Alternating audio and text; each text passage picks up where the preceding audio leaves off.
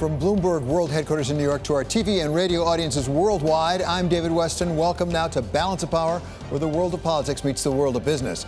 On the brief today, Bill Ferries from Washington on the United States standoff with Iran. From the White House, Kevin Cirilli on some breaking news about John Bolton. And from Sydney, Heidi Stroud-Watts on the continuing bushfires. And it's a crisis really down there. It's a mounting toll that it is taking on the people and the forests down there in Australia. In the meantime, let's go to Bill Ferries. Let's talk about what's going on with Iran. What is the latest, Bill, in our standoff with Iran? Well, quite a sequence of events over the weekend as U.S. President Donald Trump and Iranian leaders traded threats about potential retaliatory strikes and actions after the killing of the head of the Quds Force. You have the global coalition to defeat ISIS suspending operations so it could focus on defending its bases. And you had Iran essentially saying it's withdrawing from large part from the 2015 nuclear deal. All that is coming onto President Donald Trump's plate as he returns to Washington, along with lawmakers considering his impeachment and questions about the intelligence behind his claims that there was an imminent threat coming from this Iranian general that was killed late on Thursday night. Bill, do we think we know about as much as we're ever going to know about exactly the nature of that imminent threat? Because a lot of people are saying there's not enough detail in there. In fact, people in Congress who got a document said, it wasn't sufficient. Right. I think the administration has said it will try to be more open with some of that intelligence. And I think if there is a briefing this week for lawmakers, some information might leak from that. I also think you're going to increasingly hear the argument that Soleimani, regardless of any imminent threat, was a legitimate military target, given his past history of attacks that led to the deaths of U.S. servicemen. So I think you're going to hear a two-pronged attack on that front. Okay, Bill, thank you so much for reporting from Washington. It's Bill Ferries. And now over to the White House and Kevin Cirilli. So, Kevin, we just got some breaking news about John Bolton, the former national security advisor. What's going on with him? President Trump's former national security advisor, John Bolton, says that if subpoenaed by the Senate during the impeachment trial, that he would, in fact, testify. In a public statement just released moments ago, John Bolton says, quote, "I have had to resolve the serious competing issues as best as I could based on careful consideration and study. I have concluded that if the Senate issues a subpoena for my testimony, I am prepared to testify." You'll remember, David, that he was actually waiting for judicial guidance in this process from another administration official who wasn't clear if the president's directive saying not to testify was in fact legal. Now John Bolton says if he was subpoenaed by the Senate, he is fully prepared to come forward and testify. So, Kevin, this just happened, so it's hard to know what it really means. But might it change the calculus a little bit for the Republicans in the Senate about not calling any witnesses? If they have an important witness who's saying he's willing to testify, does that change a little bit of the hydraulic pressure? It might. It might increase that pressure. You're absolutely right to raise that point when you look at previous comments from Senator Susan Collins, a Republican from Maine, who has said she wants a fair trial. Senator Lisa Murkowski, a Republican from Alaska, who says that she wants a fair trial. And now you have John Bolton coming forward and saying, hey, if there's a subpoena, he would go forward and testify. Senate Majority Leader Mitch McConnell, when those lawmakers get back from holiday recess tomorrow, going to have a lot of different competing interests to weigh in this impeachment trial. Okay, Kevin, thank you so very much. That's our chief Washington correspondent, Kevin Cirilli, reporting today from the White House. Now let's turn to Australia. The disaster created by the bushfires in Australia only got worse over the weekend. Bloomberg's Heidi Stroud-Watts filed this report from Sydney. By any measure, it has been a calamitous weekend in Australia's months-long bushfire crisis. Hundreds of properties were destroyed across the southeast, and the death toll has risen to 23 since the fire season began in September. More than 5 million hectares have been burned across 3 states alone. And by one conservative estimate, 500 million animals have been killed, including 25,000 koalas on South Australia's Kangaroo Island. In addition, tens of thousands of people have been evacuated. Temperatures soared, with Western Sydney recording a maximum reading of 48.9 Celsius, that's 120 Fahrenheit, and strong winds certainly frustrated firefighting efforts. We had some patchy rain that hasn't been enough to put out the 200 or so fires that remain active, and conditions are expected to worsen later in the week. The Prime Minister, Scott Morrison, announced an unprecedented level of military support to boost firefighting and recovery, but even that hasn't been without controversy after a video on his Twitter account outlined the new measures set to electronic music and briefly linked to a donation button for the Liberal Party. That was widely criticised. In the meantime, Australia's economy is starting to feel the heat as well.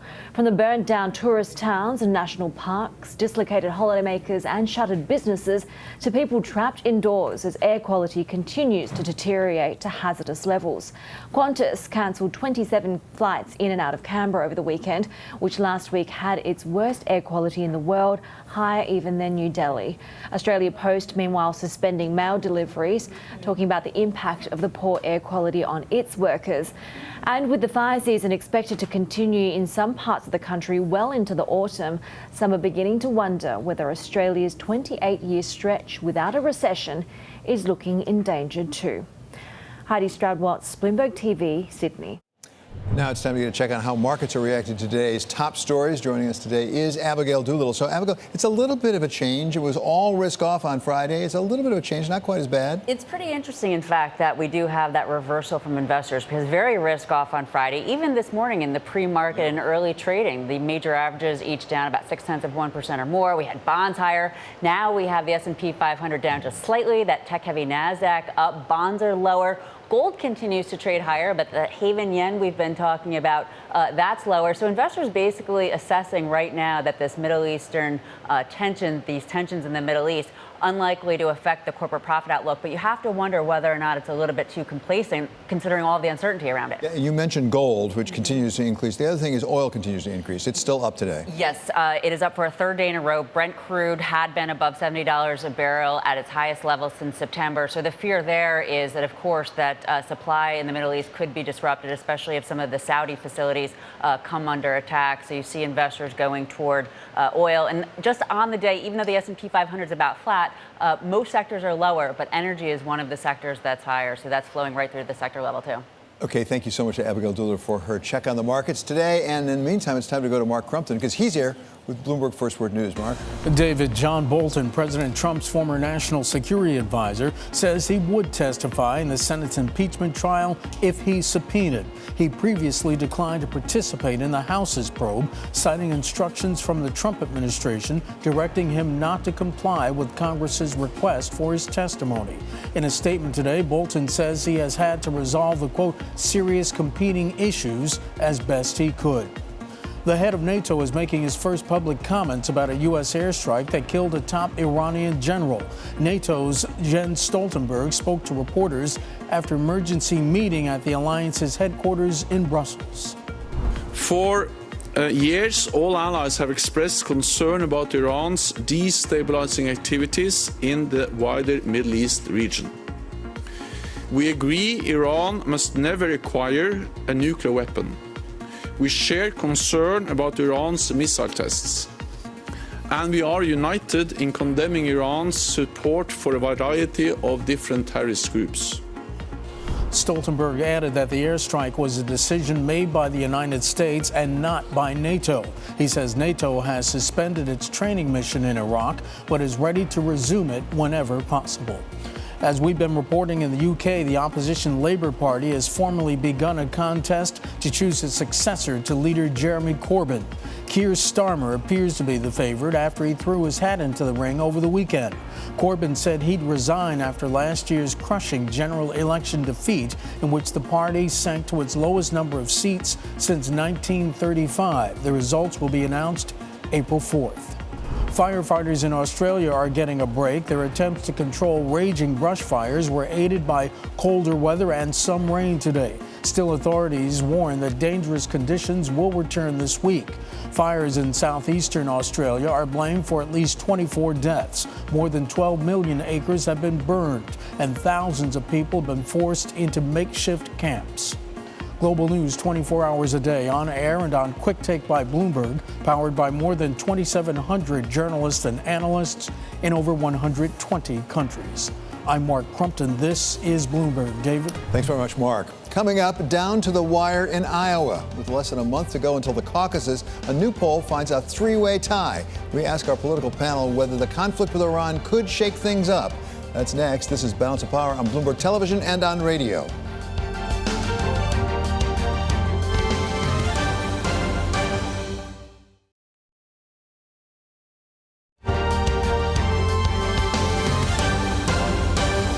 This is Balance of Power on Bloomberg Television and on radio. I'm David Westin. It's less than a month now until the Iowa caucuses, and it's looking like a three-way tie at this point in the Hawkeye state. CBS released a news poll over the weekend finding Bernie Sanders, Joe Biden, and Pete Buttigieg all polling at 23%, the same number, followed by Elizabeth Warren at 16% and Amy Klobuchar at 7%. For more analysis, welcome now our political panel. Here in New York, Jen Kearns. She's founder of Women for a Great America. And in Washington, Kevin Walling, Vice President at HG Creative. So let me start with you, actually, down in Washington. Kevin, what do you make of this poll? How likely is it that this will change before the caucuses? How reliable are polls at this point compared to the caucuses results? Yeah, David, it's a great question. We saw the first poll, coming out today from CBS that shows those top three in contention at 23 points apiece. It's a little bit of a difference from the Des Moines Register poll that we saw right after Thanksgiving, which showed Pete Buttigieg leading the field. So it's anyone's guess with 28 days left who will actually ultimately win on February 3rd in the caucuses. I think critical for these three and the other two candidates on that debate stage January 14th next week. That will be the key indicator, I think, for caucus goers heading into that February 3rd caucus. Well, that's interesting, Jen. Is the debate key in terms of the Iowa caucuses? It absolutely is. In Iowa, the grassroots are everything. So that will be a determining factor. If you look at the Iran crisis through a scope, I think it slightly helps Biden, although Biden and Bernie have some very differing views. And I think Bernie's views on helping other countries around the globe are much more aligned with those hardcore Democratic primary voters. So that could become an issue next week. But I'm looking ahead even to the general, and I'm looking at the numbers. If you look at the Gallup poll in the last presidential contest, it asked the American people whether they thought Republicans or Democrats handled global affairs, terrorism, and war matters better. And I was actually stunned by a 2-to-1 margin. Americans think that Republicans actually handle it better. 55 to 23% thought Republicans handle it better than Democrats. So I think Democrats are going to face an uphill climb here. So, Kevin, this is an interesting point that it's early to speculate about, but that may well be true of Americans trusting Republicans with it. But it's generally thought that President Trump's base does not like intervention around the world. Until this point, he's been saying we're not going to get involved in these wars. We're going to get out of them. We're going to get out of these places in the Middle East. Could this actually cut against his base in some sense? Yeah, David, it's a great point. Of course, the president ran on an anti-interventionist platform, right, ending endless wars. He spoke out, actually changing his record on support for the war in Iraq and now saying that he was actually against it. But I think, again, on the Democratic side, it'll play to each of the three top contenders' strength. You had the vice president, obviously vice president for 8 years, previously as Senate chairman of the Foreign Relations Committee, a point person expert for President Obama in the Middle East. You also have Bernie Sanders, who's saying, hey, I got it right on Iraq. I voted against the war in 2002. And you also have Pete Buttigieg, who's the only candidate on that debate stage that served in the Middle East. So I think it'll play, interestingly enough, to all three of their advantages if they play it right heading into the Iowa caucuses. Jen, it's way too early to know because this happened last Thursday night. But has President Trump, to some extent, given a hostage to fortune to the Khamenei, the supreme leader? In this sense, as we go through the election, could they decide to have attacks here and there and actually affect the election? They could. But again, if you look at the historic polling, and this Gallup poll goes back to the 9/11 crisis. They started this particular poll in 2002. And there were only two surveys in a period of almost 20 years in which Democrats were favored over Republicans to handle global terrorism. And I think that plays into President Trump's strength. Regardless of whether the crisis goes well or doesn't go well, the number was clear that the American people want a Republican at the helm in times of crisis and in times of terrorism. I think, though, Biden here, and I do agree with the guest here, but I think Biden has some baggage here. He does have a record as vice president of an administration that orchestrated a deal with Iran to the tune of $400 million. He was also part of an administration that oversaw the Arab Spring, which ended up disastrous, created a terror state in Yemen.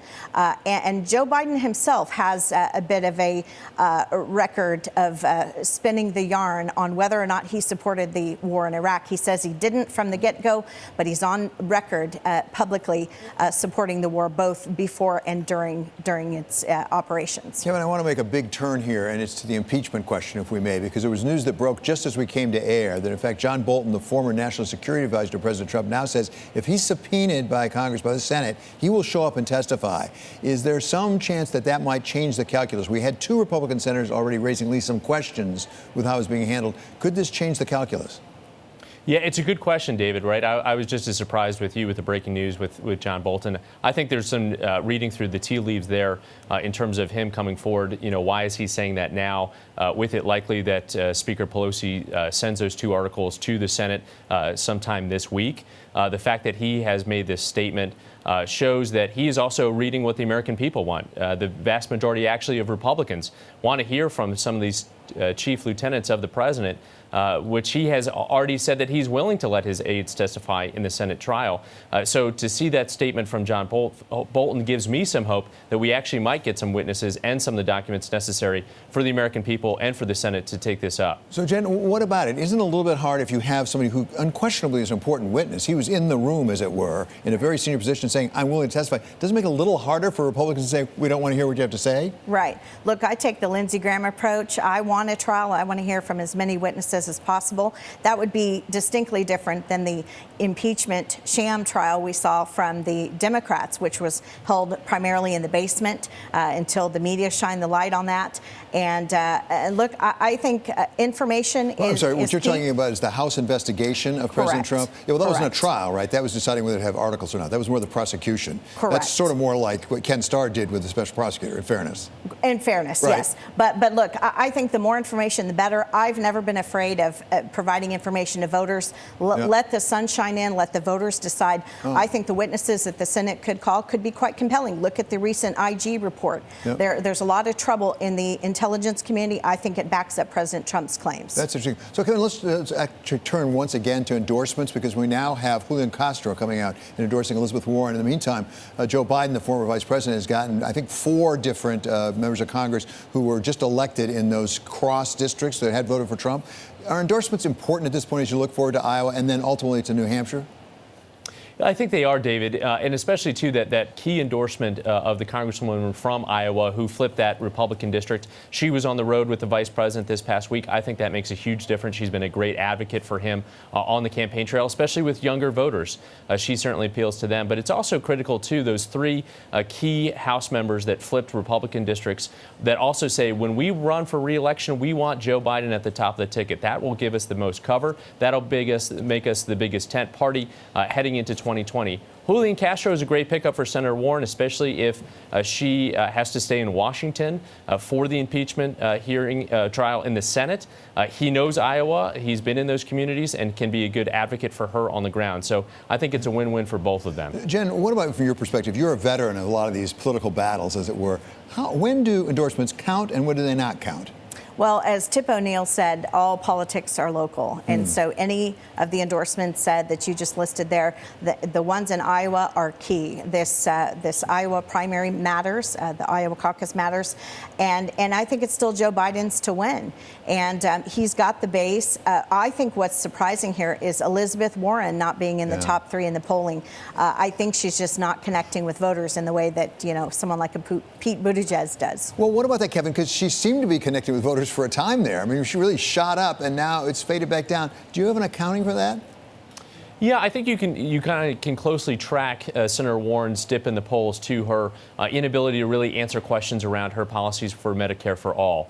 She struggled in 2 of those debates, as you remember, to come up with the pay-fors for that. She didn't want to say that she was going to raise taxes on middle-class Americans. Understandably, that's not a good talking point to have there on the campaign trail. But I think her ability to say, I have a plan for everything, and her inability to really focus and talk about, which she's not talking about right now on the campaign trail, is healthcare really at all, I think is indicative of that dip in the polls. When you have a plan for everything and you can't explain this, I think it's troubling to some primary voters. Okay, what did she have too many plans for too many things? Too many plans. And look, this Democratic primary is like a volatile market. Each and every debate and every forum counts. We'll be seeing another one next Wednesday. And boy, the numbers could swing again, but it's still anyone's game at this point. Okay, many thanks to our political panel of Jen Kearns here in New York and Kevin Walling down in Washington. Still ahead, airlines have been taking a hit from the news out of Iraq and Iran. They are our stocks in the crosshairs. That's coming up next on Balance of Power on Bloomberg Television and Radio.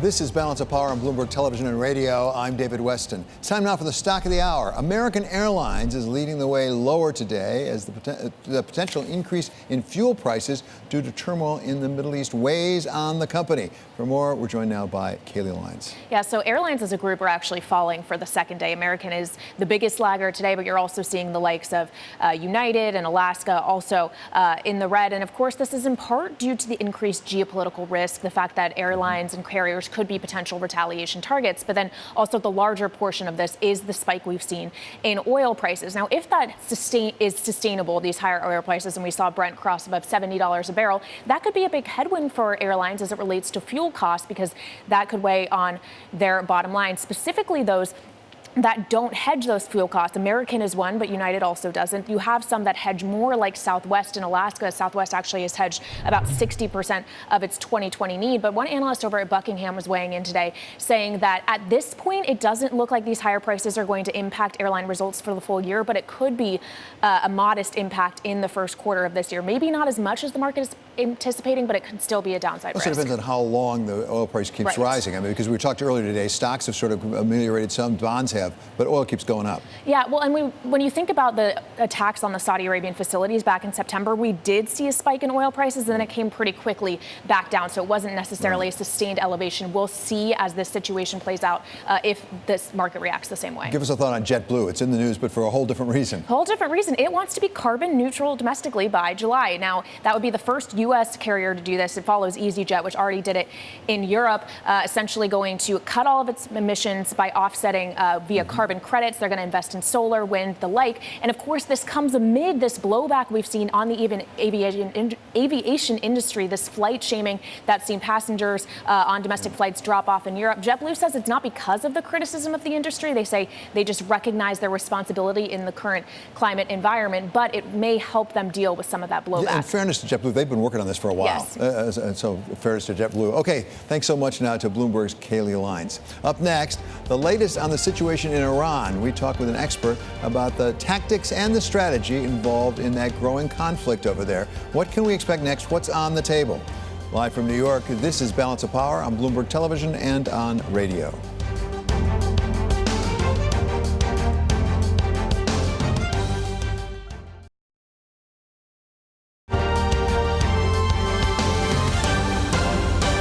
From New York, this is Balance of Power on Bloomberg Television and Radio. I'm David Westin. For Bloomberg First Word News, we're going out to Mark Crumpton. David, the European Union says it regrets Iran's announcement that it will no longer be bound by its nuclear obligations. But the EU says it remains determined to keep alive an international deal preventing Iran from developing atomic weapons. President Trump withdrew the U.S. from that agreement last year. Since then, Tehran has gradually rolled back its commitment to the pact.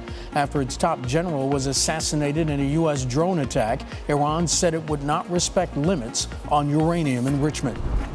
Bloomberg has learned the Chinese trade delegation plans to sign the first phase of its trade deal with the U.S. in Washington on January 15th. A Chinese newspaper says the group had originally aimed to travel earlier in the month, but had to alter its plans after President Trump tweeted that the deal should be signed on the 15th. The Department of Homeland Security is agreeing to share citizenship information with the Census Bureau. The president has ordered the Bureau to collect that data after the Supreme Court rejected a citizenship question on the 2020 census form. Opponents of the citizenship question argue it would scare off immigrants, Hispanics, and others from participating in the once-in-a-decade head count. Here in New York, disgraced movie mogul Harvey Weinstein arrived at court today for the beginning of his sexual assault trial. Dozens of women have made allegations against Weinstein, sparking the Me Too movement worldwide. Jury selection begins today and could take some time. He's pleaded not guilty. If Weinstein's convicted of the most serious charges against him, he faces a mandatory life sentence. Global news 24 hours a day, on air and on Quick Take by Bloomberg, powered by more than 2,700 journalists and analysts in over 120 countries. I'm Mark Crumpton. This is Bloomberg. David? Thanks very much, Mark. There's a good deal of speculation about what comes next after the United States strike that killed a prominent Iranian general on his visit to Iraq last Thursday. For a read on the range of possibilities, we welcome now Mike Lyons. He's a fellow at the Modern War Institute at West Point. He's also a veteran U.S. Army officer, having served in Desert Storm and Desert Shield. Welcome back, Mike. Good to have you here. Thanks, David. Good to be with you. We got news just as we literally were coming to air that says that U.S. Congress is likely to get a briefing on exactly what gave rise to this strike on Wednesday. At this point, how important is it the why as opposed to the what? I mean, it's happened. It's a done deal. How important is it exactly what the intelligence said and why we did it?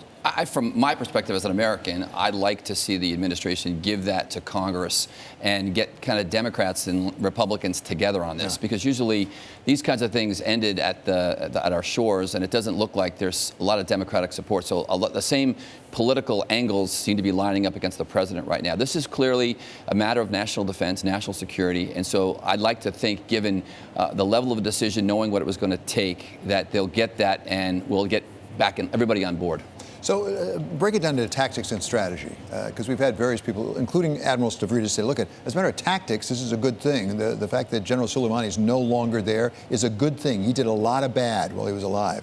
Strategy is less clear. What about as a matter of tactics? What is the short-term effect likely to be? No, the short-term effect is these militia units have lost an inspirational leader. They've lost somebody on the ground that's helped them do a lot of planning, someone that has lots of connections that can inspire a lot of those militia groups to do the things they were doing. I mean, he was virtually responsible for that attack on the U.S. Embassy that didn't go as far as what we saw in Tehran in 1979, but we have a soft spot for our embassies, and we've got to make sure that we don't have a repeat of either Benghazi or what happened there.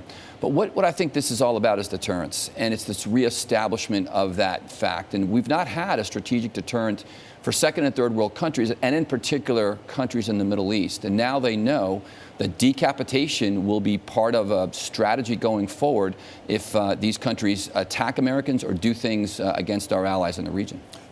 General Petraeus, you pointed out, said that over the weekend, that this was a major deterrence we need to lay down for Iran. And you're suggesting it's not just Iran, it's for other people that might do things against us around the world.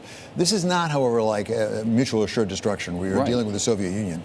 This is a lot of smaller countries, much less capability. Are we really prepared to go after them all if they come after us? Well, I think we've assumed it away. We've assumed that those other countries wouldn't do things like this. And we've let Iran get away with so many things. They took our sailors back in 2011. They have attacked Saudi Arabia oil facilities, took out 5% of their production, took over tankers, shot our drones out of the sky. We did nothing. We had no response. Now, you can argue whether this was too far of an escalation. You can argue that maybe we shouldn't have come this way. But we take out an individual on the ground who had his fingerprints on all of those attacks.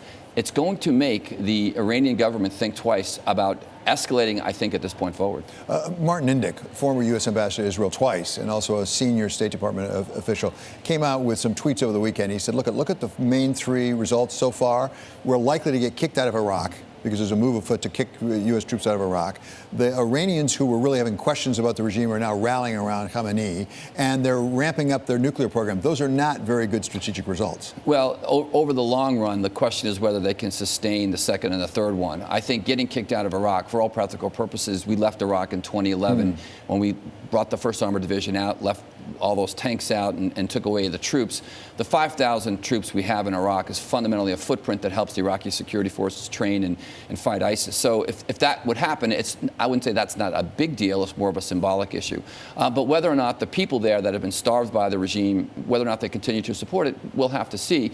And again, with their nuclear program, this is a country that said they never wanted to develop it. Well, now all of a sudden this changes their mind on that. If Europe and other countries in the world don't think that's a red flag, I don't know what is. We're talking with retired Army Major Mike Lyons. He's up at West Point these days. So Soleimani, the general, the Quds leader, has been on our list for a long time. It just didn't pop up. We've had prior presidents, Democrats and Republicans, but by all accounts have said, I don't want to do that because it's just too difficult. Have the facts changed, or did the attitude change? No, the attitude changed. The bottom line is the Obama administration was not going to do anything to upset Iran. And, to their credit, they tried to reverse what's been the greatest foreign policy failure in a post-World War II era, and that is, since 1979, Iraq being at war with the United States. So I'll give them credit for trying to change that. So they weren't going to go and take out Soleimani on any level. Before that, George Bush he was never in Iraq. We're not going to attack this individual while he's in Iran, let's say. So he's not been on their radar in the same manner as he was now. Now we see him clearly being someone that's spread terrorism throughout the region that's been funded by Iran. What about the political effects on the ground in both Iraq and Iran? Because we've had demonstrations for young people in Iraq really saying, let's get the Iranians out of here. And now it seems that that's shifting back over to being anti-U.S. Similarly, in Iran, there have been a lot of demonstrations ongoing. People have been killed. Maybe a lot of people have been killed in Iran who've been against the supreme leader, Ayatollah Khomeini. Are we in danger of really turning a success into a failure?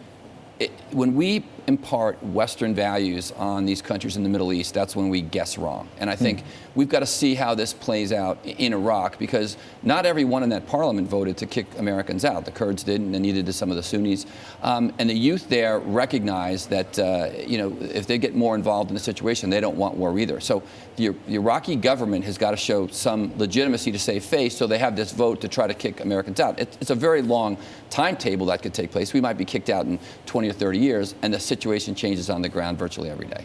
What is the strategic goal at this point, and do we know what it is? Is it regime change in Iran? Is it getting them to the bargaining table? What is our goal? No, I think it's not regime change in Iran. It's a regime attitude change. It's getting Iran to be part of the international community by complying with norms that doesn't export terrorism, doesn't support organizations that are going to disrupt Israel, other countries, and to stop this war they've had with the United States. We don't want them to develop nuclear weapons. We don't want them to have that capability. We don't want them to threaten their neighbors. So I think all those sanctions get released. I think this is an opportunity to get the diplomatic channels back, likely through other third, fourth parties. It's not going to be directly. It's going to Oman, other countries like that. Iran is not just a secular nation state, it's a theocracy. Right. I mean, it's a cause as well as a country. Do we have any history that would indicate that we can affect the behavior of the Ayatollah, whether Khamenei or Khomeini? Well, I think the latest strike is all about affecting behavior. That's what deterrence is all about. And so we don't know, and we're going to find out. No one can say for sure what they're going to do. Maybe they'll fund some of their militia groups less. Maybe they'll keep the hyperbole strong. But at the end of the day, we're going to see what they do as opposed to what they say. Okay, thank you so much. Really great to have you here, Mike. That is retired Army Major Mike Lyons, Modern War Institute Fellow up at West Point. Coming up, whatever else may follow the U.S. strike on General Soleimani, it has shaken up the power relationships in the entire region. We talk with a man who helped set U.S. policy toward Iran and others in the Middle East for many years. He is former Connecticut Senator Joe Lieberman. He will be here, and this is Balance of Power, and we are on Bloomberg Television and Radio.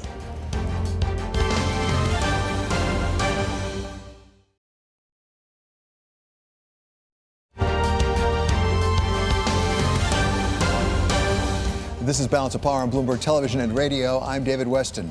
Joe Lieberman represented his home state of Connecticut in the United States Senate for 24 years, including as chairman of the Committee on Homeland Security and a member of the Armed Services Committee. He is now chairman of the advocacy group United Against Nuclear Iran. And we welcome him now back to Bloomberg for today's Conversation in Chief. Mr. Senator, thank you so much for being with us. Thank you, David. Good to be back. So you have followed and had strong views on Iran for some time. And let me ask with the most basic question.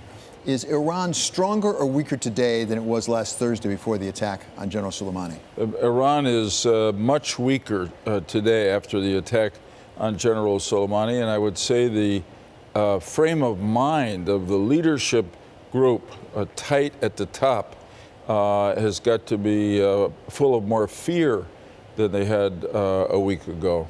Is their political position within Iran, as far as we know and can tell, actually stronger? Because there have been a lot of demonstrations, a lot of people killed in demonstrations in Iran, some of it really resisting the regime. Is there rallying around the supreme leader now, Mr. Khamenei? So honestly, it's hard to tell. I mean, there's certainly a rallying around among a group of people within Iran who are loyal to the regime and maybe admire General Soleimani. But as you said, it's important for people in our country to understand there's tremendous dissent in Iran about the regime, and a lot of it focused around Soleimani in this sense. People have been out in the streets protesting the government for months all around the country. And part of what they protest with signs and chants is stop spending the money in Syria, Iraq, Lebanon, Yemen. We need it here. And Soleimani, of course, was the main spender of that money. So I think the mullahs at the top of the regime in Tehran are sitting on a very unsettled political situation. Well, we in the United States have been focused on Iran in various ways for many years, and part of it is because of their surrogate efforts with various terrorists in the region. It's also because of their nuclear program. Now, you were in charge of this organization to really stop nuclear Iran. Right. We have President Trump just today tweeting out they will never get nuclear weapons. Do we have it within our capability to prevent them from getting nuclear weapons? Well, we do. The question is whether we use that capability. And look, the Iranian regime has it within its capability to stop its nuclear program. I mean, we're not just out to stop Iran because we want to stop anybody from getting nuclear weapons, although we'd like to. But this is a regime that since 1979, when the revolution occurred, they grabbed our hostages. They've been our enemy. They've put themselves at war with us. So why would we want to allow them, such a country, to become a nuclear power? The whole idea of years of sanctions adopted by Congress, implemented by presidents of both parties, economic pressure on Iran was to hurt them so they would come to the table and negotiate an end of their nuclear program. Unfortunately, President Obama's administration did that with some of our allies, but it was a bad deal. It didn't end their nuclear program. It gave a lot of money to Iran, including money they gave to Soleimani to use for terrorism against us. But I think the aim of President Trump's program and strategy in Iran, through economic pressure, now through a clear demonstration of willingness to use American power against Iran, is to bring them back to the table to negotiate a deal that will end their nuclear program and, in fact, to their benefit and their people's benefit, bring them back into the world economy. What does this heightened tension with Iran mean potentially for Israel? A lot of Israelis came out and said they thought it was a good thing, but at the same time, they're closer to the front lines if there are possible reprisals. Is it strengthen or hurt potentially Israel? Well, there's no question that Israel is a natural target of response for Iran. But, you know, Israel, I think, also unsettles the mullahs because it has its own military power in excess of what the Iranians have. And for a number of years, the Israelis quietly but methodically have been hitting Iranian targets or Iranian-sponsored targets, particularly in Syria, sometimes in Lebanon, that the Israeli government thought were threatening Israel. It has been fascinating and noteworthy that, notwithstanding the fact that Israel is a definite possible target of Iranian retaliation for the killing of Soleimani, that from all that I hear and see, the broadest spectrum of Israeli political leadership has supported what President Trump did in killing Soleimani, because they deemed him to be their enemy and the main creator, funder, director of their more immediate enemies, Hezbollah and the Palestinian Islamic Jihad. Let's bring it back to the United States for a moment, and even here in New York. There's been an uprise in anti-Semitic actions that is very disturbing. There have been demonstrations here in New York City against that specifically. What do you make of that? I guess my question is, why and why now? Is this a specific thing involving Jews, or is it a larger phenomenon in our society of increase in hate speech against various kinds of groups? I think it is definitely part of a larger phenomenon. It has created a reaction in the Jewish community, naturally, because of the history of what happens with anti-Semitism when you let it go. I will say personally that it has, the outbreak of anti-Semitism has surprised me a great deal, and it made me think about it. And here's why I say that. Personally, in my lifetime, I have experienced just about zero anti-Semitism and I've been very public. I've been a senator from Connecticut. I've run on the national ticket, first Jewish American, privileged to be able to do that. So what's changed? And I hate to say it, but because there were always anti-Semites there, but they weren't acting out the way people are now. 2 synagogues being attacked by armed assailants who killed people in the synagogues. I'm afraid that it's the internet and the way in which the internet allows communication from people who are probably imbalanced or full of hate and motivates them to carry out violent acts. But it's not just against Jews, it's against all sorts of other groups. And incidentally, it enables extremists of all kind, whether they're white nationalist extremists or Islamic jihadist extremists, to take violent action. We've got to figure out a way. Well, that's my question. If it's the internet, we're not going to shut down the internet at this point, but what can we do? What can we replace this with something affirmative to try to overcome the negative? Yeah, no, it's a great question, and it's a difficult question. What's happened with the internet is just typical of what has happened with every great new breakthrough in history. Fire, telegraphy, steam engines, flight, whatever.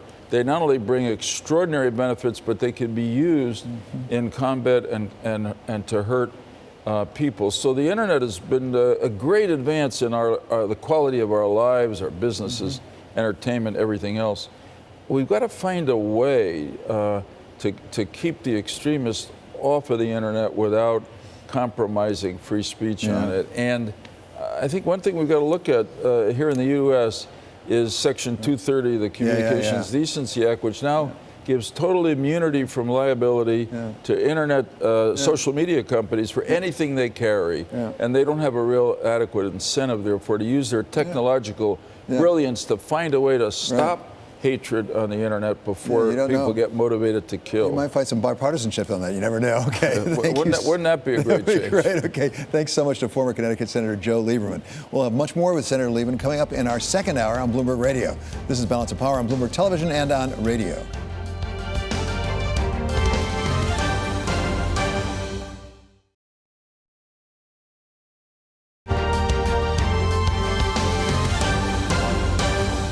This is Balance of Power on Bloomberg Television and Radio. I'm David Westin. The biggest mystery of the new year is slowly being revealed. Today we're learning new details on how Carlos Ghosn escaped from his supposedly ironclad detention in his Tokyo apartment to end up in his luxury home over in Beirut. Here to take us through what we think we know is Bloomberg Detroit Bureau Chief David Weld. So, David, I got to say, this is just one heck of a story, and it's in the car industry, so what more can you want? It's an incredible story, David. Look, there's a great irony here, too, and that is when Carlos Ghosn saved Nissan years ago, he was depicted in Japanese comic books as this hero, and now maybe we'll see comic books where he's the villain with this daring escape out of Japan, smuggling out in a box possibly, and then getting on a private jet to Turkey and then eventually to Lebanon. But it gets even better because you've got this former Green Beret with American International Securities is the name of his firm, who helped smuggle Ghosn out of the country past Japanese security. And ironclad, I'm not sure. He wasn't even wearing an ankle bracelet. He got on a bullet train for Osaka out in full view, wearing nothing but the kind of mask everyone wears in Japan to avoid getting a cold or catching the flu or something like that. And then he was eventually smuggled out of the country. But it really is an unbelievable story. Well, apparently there was some hole in the security because they went to a small private airport outside of Osaka, and they basically didn't do x-rays on really big boxes, as I understand it. Right. Yeah, that's the way it reads here, that he was in some large box, I think it was maybe for audio equipment or speakers or something like that, but it was too big for their scanners, and the security people, probably thinly staffed because it was around New Year's when things kind of shut down in Japan, didn't give it much of a look, and out he went. So this is a pretty big embarrassment for the Japanese authorities, I think it's fair to say. But we don't want to forget, Carlos Ghosn is leaving somebody behind, his deputy, Mr. Kelly, who is also under detention. They're not going to let him go, it looks like. he's the guy who's probably got the worst end of this from everybody involved, because he's stuck in Japan. He doesn't have the security firm to help him get out, and the Japanese will now be probably tripling security on him. He'll be under constant surveillance, I would assume, and he's going to have a really impossible time getting out. And in the meantime, Wednesday, I guess Mr. Ghosn is going to hold some kind of a news conference over in Beirut and talk about all this. He's eager, it appears, to really lay out exactly why he thinks what was being done to him in Japan was so outrageous.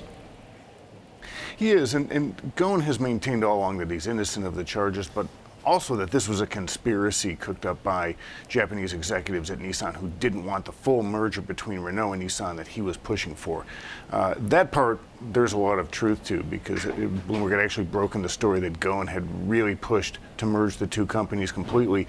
And shortly after that, Saikawa, the past CEO, was publicly saying that it wasn't time for that. We know there was opposition to the merger, and that whole summer after all this is when they started building the case, and eventually Ghosn was arrested. Now, he's going to have to prove he's innocent of these charges, and the Japanese have released quite a bit of evidence against him. But he hasn't had a chance to speak either, so we will get Carlos Ghosn's side of the story on what happened with underreporting his income and these other investment vehicles that they say were illegal. In the meantime, I wouldn't hold my breath waiting for him to show up in a Japanese court anytime soon. Okay, thanks so much to Bloomberg's David Welch reporting today from Detroit. He's the bureau chief out there.